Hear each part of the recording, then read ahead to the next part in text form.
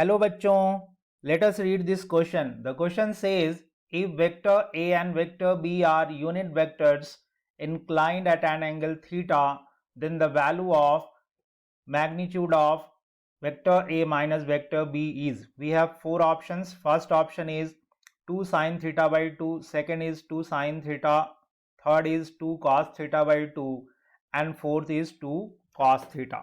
Right? First of all हम लोग देखेंगे कि इसमें की कॉन्सेप्ट क्या है. Right? So the key concept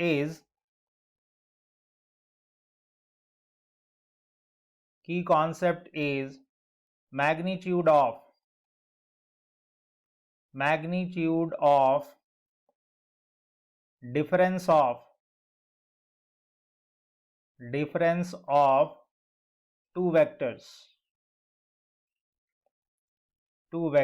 right? तो आइए इस क्वेश्चन को हम सॉल्व करते हैं. राइट? तो सबसे पहले तो हमारे पास दो वेक्टर है, वेक्टर ए और वेक्टर बी, और इनके बीच का जो एंगल है वेक्टर ए और वेक्टर बी के बीच का जो एंगल है this is equal to theta. Right? तो हम लोग लिखेंगे mod of vector A minus vector B. सबको पता है क्या होता है, under root mod of vector A square plus mod of vector B square minus 2 into mod of vector A mod of vector B into cos theta.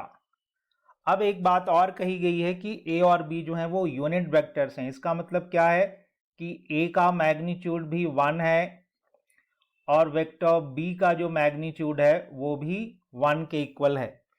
तो इसकी value यहाँ रख देंगे गाइज. तो देखिए क्या मिलेगा हमें, 1 का स्क्वायर प्लस 1 का square minus 2 into 1 into 1 into cos theta.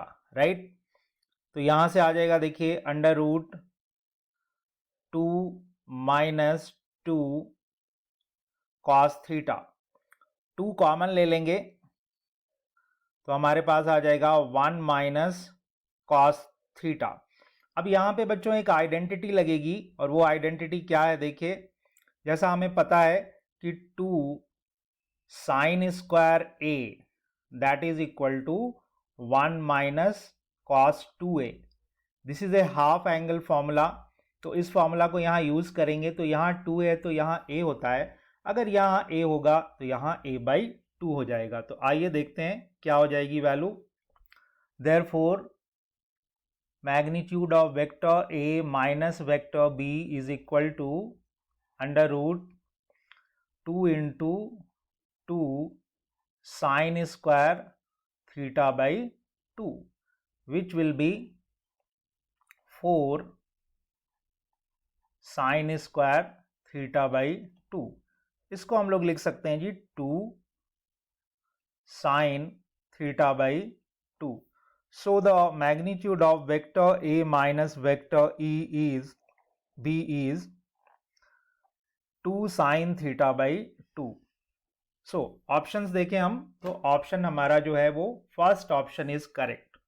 So option A is the correct answer and this is the final answer बच्चों and I hope you understood it well.